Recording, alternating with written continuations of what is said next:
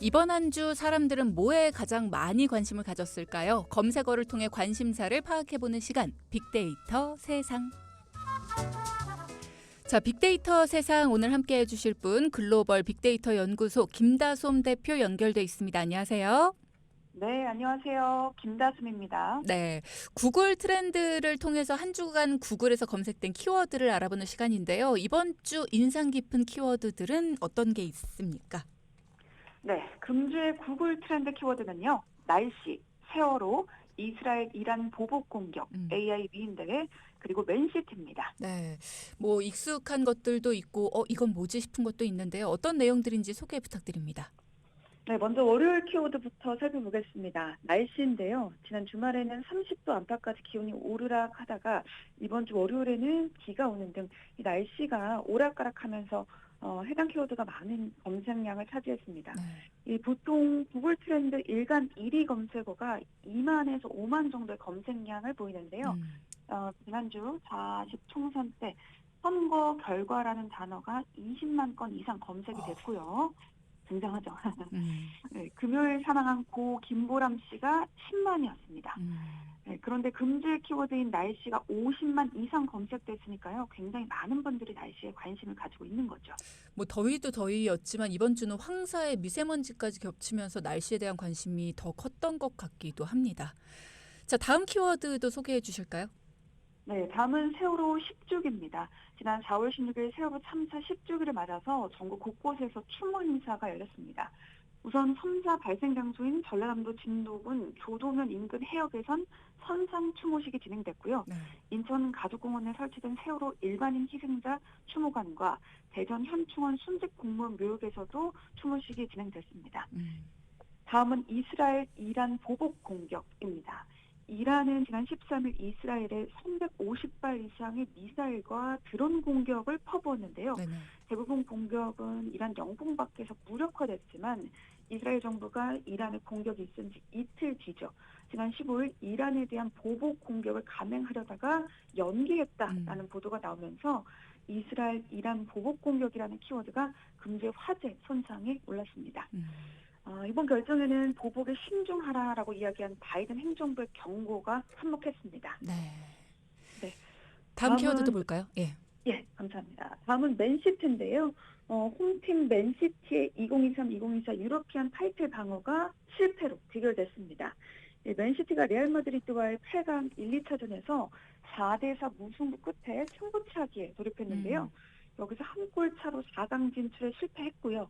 결국 원정팀인 레알 마드리드가 4대3 승리로 4강행 티켓 따냈습니다. 네, 재밌게 보신 분들도 많으시더라고요.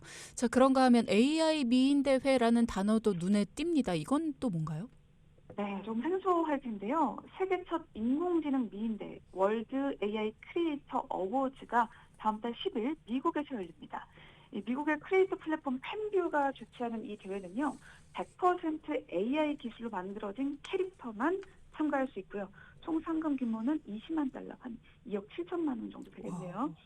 굉장하죠. 현재 후보 참가 신청을 받고 있는 단계입니다.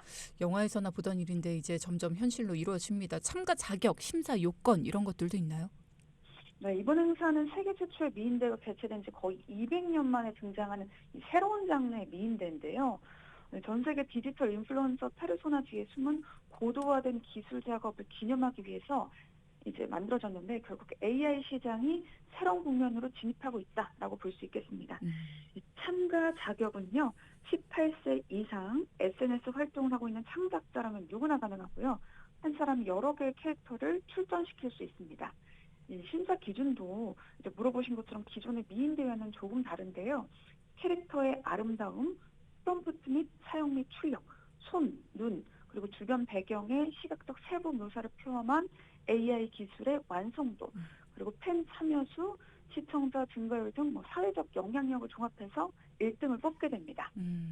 18세 이상의 창작자면 누구나 가능하지만 팬 참여 수나 시청자 증가율 이런 것까지 또 종합해서 등수를 매긴다면 아무래도 좀 영향력 있는 그런 곳들이 등수에 오를 확률이 높겠네요.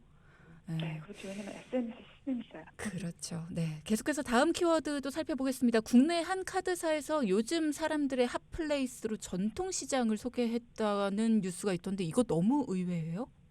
네, 한 카드사가 전국 전통시장 및 가맹점의 매출액 증감과 소비 연령대 등 신용카드 및 체크카드 소비 데이터를 분석한 결과를 어제 발표했습니다. 이 국세청에 등록된 전국의 전통시장 가맹점 8만 9천 개에서 발생한 매출 데이터 5만 5,700만 건을 분석한 건데요. 네. 지난해 전통시장 가맹점 매출액은 코로나19로 인해서 사회적 거리두기 시행 이전이죠. 2019년 대비 34% 음, 증가했습니다. 음. 이용 회원수도 당시 비교하면 25%가 증가했는데요. 여기서 주목해야 될 점은 신규 방문객의 증가입니다. 이 시장을 방문한 사람 중 18%가 신규 방문객이라는 건데요. 신규 방문객 중에서도 20대가 1위로 가장 큰 비중을 차지한 것이 의미한 결과였습니다. 네. 예. 이 20대가요, 가장 많이 이제 이용하는 장소는요, 시장 내 음식점이었습니다. 사실 어떤 음식점 맛있냐 이렇게 검색해봤을 때 시장 내에 있는 음식점이 검색되는 경우도 굉장히 많고요. 요즘 20대들이 주말에 광장시장 가서 거기서 찍은 사진들 SNS에 많이들 올리는 것도 보게 됩니다.